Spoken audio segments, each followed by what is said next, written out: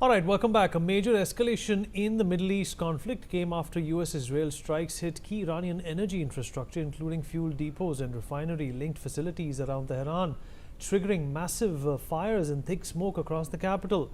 The attacks marked one of the first direct hits on Iran's oil infrastructure during the ongoing war, raising fears of disruption to domestic fuel supplies and wider instability in the global energy market.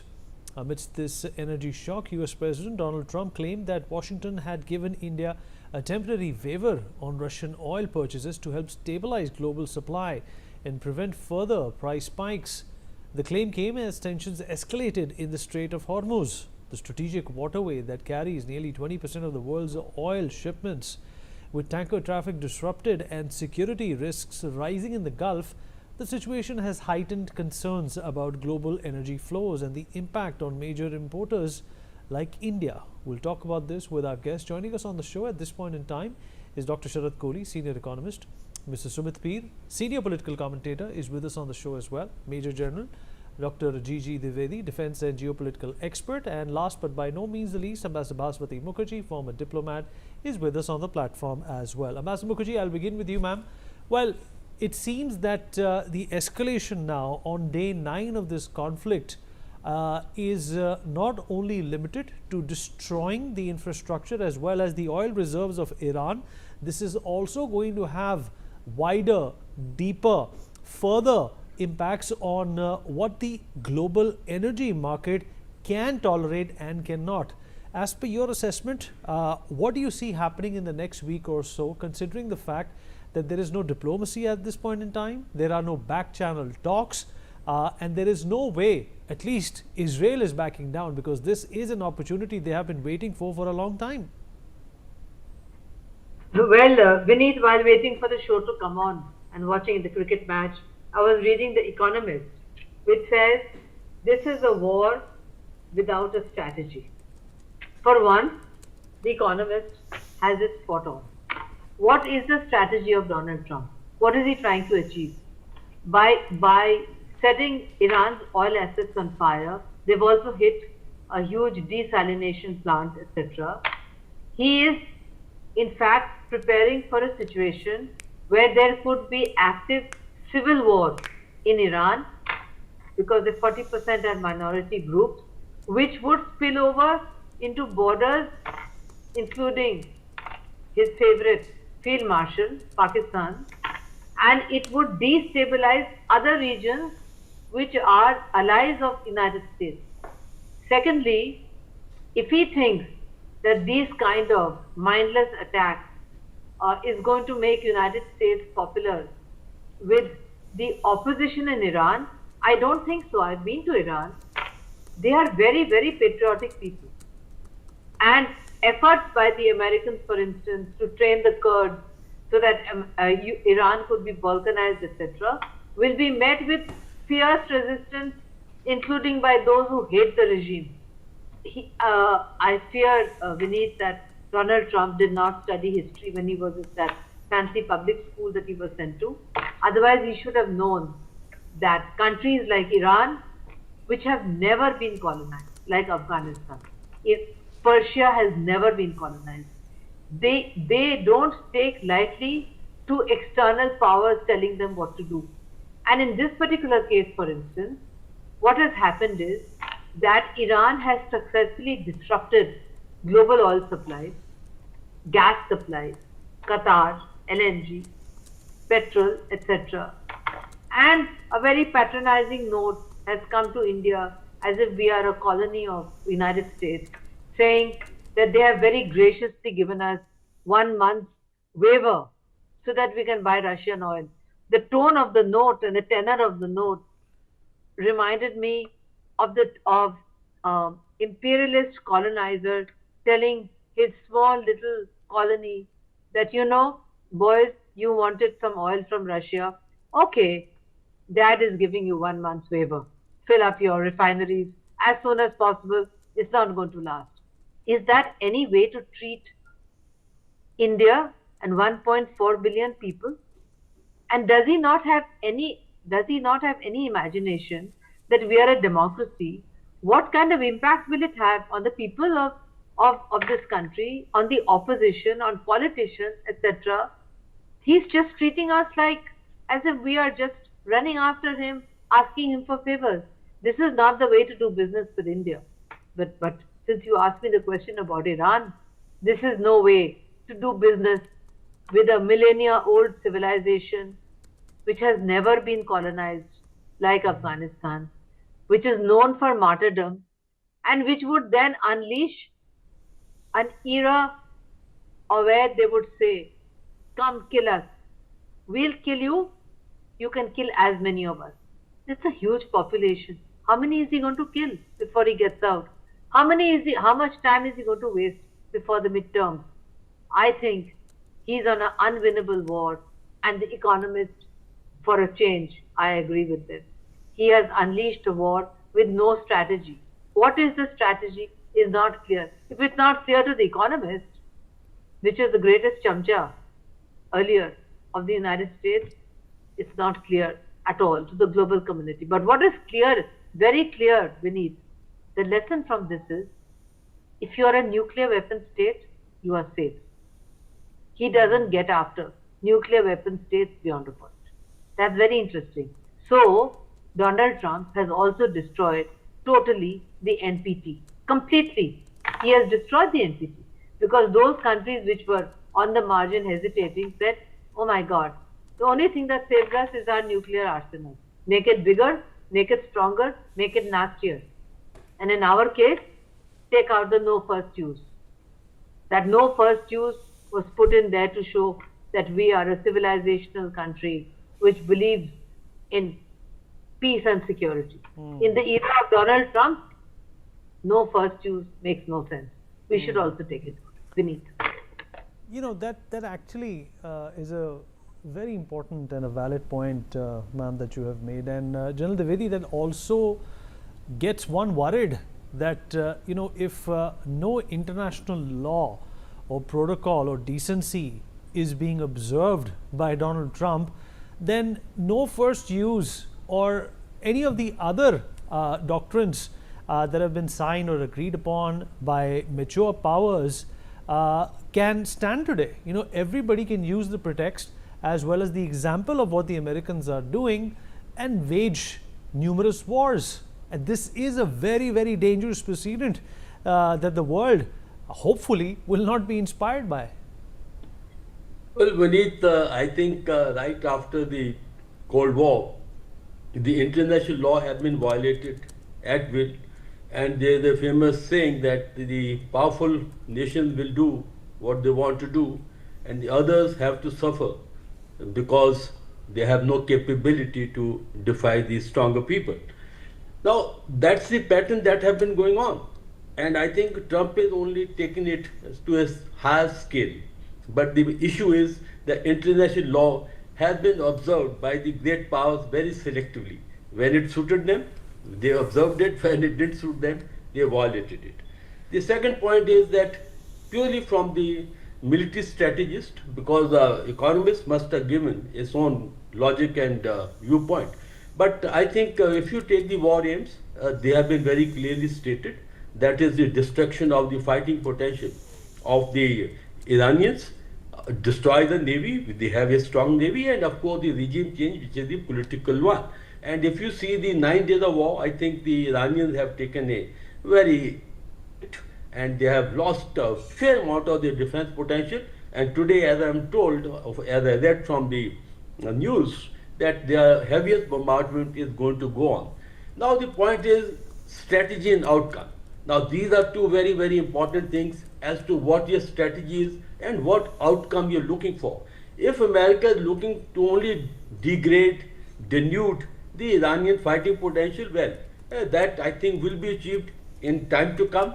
But if they weaken the proxies, you know, proxies except Hezbollah, no one has yet entered the fray. Whereas Iranians have spent a lot of money to raise up the proxies. But if you are looking at the regime change, if you are looking at the complete destruction of the will of the Iranians to fight, well, that may not quite happen. Because in this, we need to look Iran from two angles. Firstly, what is going inside one doesn't know.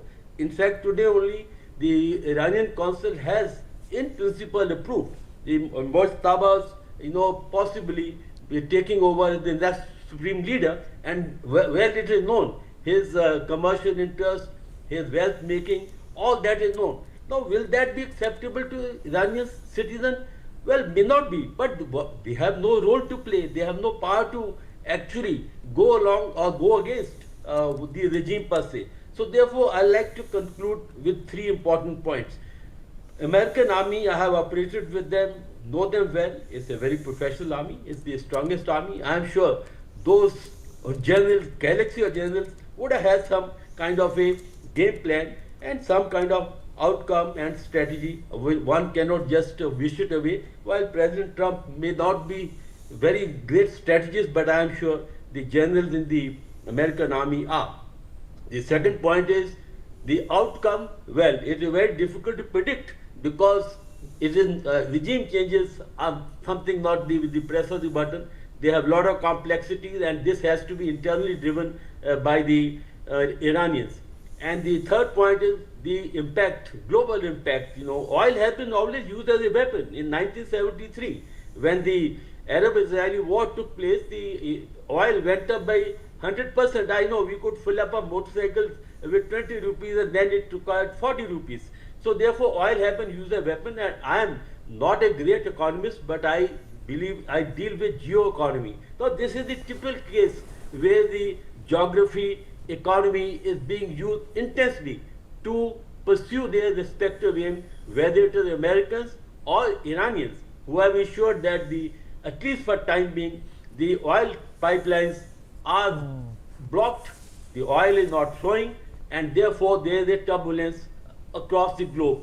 And my final point is that as far as India is concerned, well, we don't require any mandate from President Trump to buy oil from Russia. We have been buying almost from 1% to 30%. We have been still buying despite his, dictates. Of course, it might have come down, but I don't think it has any impact. This sort of, kind of, I would say, dictates or dictates, or I would say any kind of such messages by President Trump, they need to be ignored because we are a sovereign, independent nation, and we will decide what is our course of action. But my last concluding point is we need to wait and watch which way the war is going. Of course, militarily it is going in the favor of Israelis and Americans, but politically how far the aims will be achieved, well, that only, I think, next at least a week or two only will tell. Because as long as IRGC and the Iranian forces have will to fight, I think this war will continue. Vineet. Sumit, taking a leaf out of what General Dwivedi also said, how are you responding to a statement by the Americans which says something like this, that, considering global risks to economies, we will let India buy Russian oil for 30 days. Do you have a problem with that statement, Sumit? Vineet, thank you very much for having me on your show. The statement conceptually is flawed, misleading, incorrect, and prejudiced. Because let me put on record, for the month of February, which ended 3, 4 days, 7 days back, we have bought 1 million barrels per day, 28 to 30 million barrels per month. किसी के बाप का approval नहीं चाहिए था. So that is the first thing. So we are buying Russian oil. We have been buying Russian oil, and there is nobody, let it be President Trump or anybody, we don't need anybody's approval. Our last year's average was 1.4 million barrels. This year, we've been buying, January was 1.2 million barrels per day. February is 1 million barrels per day, accounting to around 28 to 30 million barrels per month. That is what we have bought. So this notion that, okay, Uncle Sam give us approval, then only we'll start buying, that is not happening. And the oil business works in cycles, Vineet. I have to plan 6 months in advance when I want to run a refinery. I can't go to sabzi mandi, bhai palak, phir bindi pyaj lagaya aur palak masala banaya. It doesn't work like that. 6 months approval time is written. It is when by the time the oil is taken and by the time it hits the pumps is almost 6 months. So the people who are in oil business know it can't be a monthly approval. So when you say that you want to make yourself look larger than life and conceptually good, that is a different thing. But coming back to the real part, the real part is not what Trump thinks and believes. There's a lot of things he believes and perpetually hallucinates with, but that is his problem. He must take some good care of himself. The problem here is Iran. Look, if you talk of the present regime of Iran, you have to differentiate it from the Iran, you have to differentiate it from the Persian civilization. This is a mullah regime. They came through Islamic revolution, and these are Shia clerics who are crazy, who support the biggest terror networks in the world. They are the people who have openly called for jihad. They are the people who have called Israel should be annihilated because Jews have to be killed and the day of Qiyamah or Akhirat has to come. So, if you compare them with Persia, that won't be fair because Persians don't believe in that. The Persian civilization doesn't believe in that. And the boy who committed suicide, if you watched his video, that young man, rather I should say, he said that 80% of the people don't go to mosques in Iraq because our Persian culture is not compatible with this Khomeini Shiite Islam which he has brought. And General Dividi is absolutely right because I track this war more closely. Americans and Israelis are winning the war right, left, and center. Politically, what will happen, that's a different issue. But all this bravado, what we heard, all the missiles, what we heard, all the things, what we have heard, well, nothing seems to be work. You have 42 ships below the sea. You have an air force which is completely annihilated, eliminated. You have no air defense left. And yesterday, Shahran, the biggest terminal was set on fire. And they have 30 on their list. They have 30. They have hit 3 or 4. There are 27 more to go, 26 more to go, which they can hit. Now, with these kind of escalations happening, you have a reserve, you had a reserve of 3 months back, $32 billion, which will last you for 3 months of imports. Now 1 month has gone, you have not sold a nickel, your oil is not selling. Now, unless and until you are a Lashkar-e-Taiba and you are Osama bin Laden who lives in a cave, how do you plan to run the country? How do you have to have the country running? You can't run the country with zero revenues. You can't have to run the company like what Hezbollah runs. Hezbollah is a tanzim, they can run. Lashkar-e-Taiba, Jaish-e-Mohammed, and Laden was living in a cave in Tora Bora. He can run it from there. But how do you plan to run the tanzim? And even with Hezbollah, couple of days back, they sent the $1 billion. That's why Hezbollah is fighting. Now, if you look at the present situation, the way Americans are doing, they are trying to scuttle the oil muscle of the regime because that's where the regime gets the money. How does Mujtaba Khamenei become a multi-billionaire? He has not 1,000 rupees ki naukri nahi karta ho kahin pe. Where does he get the money? What is the source of business? He is, because all the illegitimate oil sales come to Khamenei's and that's how the properties come up. That is why he has mansions and hotels in Europe and America which he is running. Now, with Khamenei dead, I don't know what happened to Arifi, he's dead or alive. Mujtaba are reluctant to take the push and they are not announcing him, they are taking it back. We don't know how injured he is, we don't know what is the condition of his health. And Israel is very clear, whoever is the new Ayatollah will eliminate him. And Trump was saying, what happens when all the new leaders seem to get killed? And we have already killed 2 or 3 layers of leaders. Whoever comes, we'll keep on eliminating them. That is from the military side. So I have been maintaining my side that militarily there are no stand to American firepower. They cannot stand American firepower. Talking of Islamic bravado and talking of those good Islamic slogans, it's good to keep the masses, excited. But when it comes to my sure military power, you can't win it over Vineet. That is where the regime stands. And I have to make one point, it's very important. Look, they've been always saying, we'll drown the American aircraft carrier, we'll drown the American carrier. There are a lot of people saying, Arey, 200 kilometer piche lege, 800 kilometer piche lege. General Saab will bear me out. Look, they have the missiles which can go to 2,500 kilometers. If you fire 1,000 missiles, which you claim you have 1 million missiles, quote unquote, in my opinion, they were 3,500 or 2,500. If you fire 1,000 missiles, fire a few hundred drones, the aircraft carrier will 100% go down. No aircraft carrier can sustain that. And it is 800 kilometers away from your range and you have the missiles.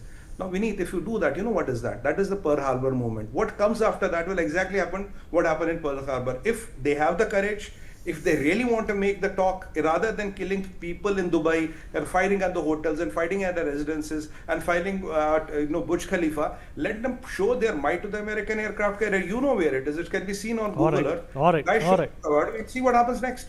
All right. So all right. Dr. Kohli, how are you looking at the situation from an strictly economic prism? Well, I think I'll pick up the leaf from what Ambassador Mukherjee said when she was showing the economist strategy. Well, I was talking to the man on the street that out of this whole story, people who are watching it from a distance, who's the hero, who's the villain? And you would not believe that the man on the street, has seen a role reversal.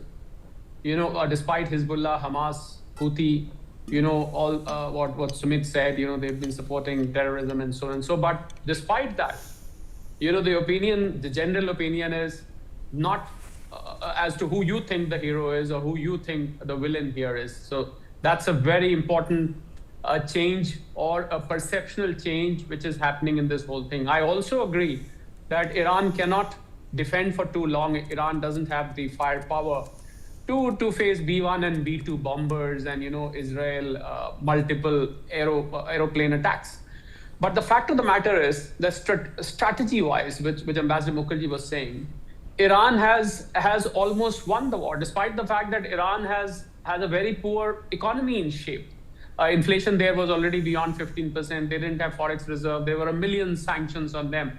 But vis-a-vis this war, this is what they wanted to do. They wanted to make sure that the oil prices, create, in Hindi they say, naak mein dum across the world. And they have succeeded. Why do you think President Trump said, fine, for 30 days you can continue to import oil from Russia, as if we needed that permission, as if we ever stopped doing that, first of all. You were supposed to give the permission when we had stopped it. We never stopped it, and we didn't need that permission. But then he said, because the oil prices in America are going to create a havoc. Well, President Trump knows that the cost of living in America has already shot up, despite his statement, inflation is under control, the economy is going gaga, and so on and so forth. The fact of the matter is American economy is in doldrums at this point of time. This oil price is going to add salt to that wound.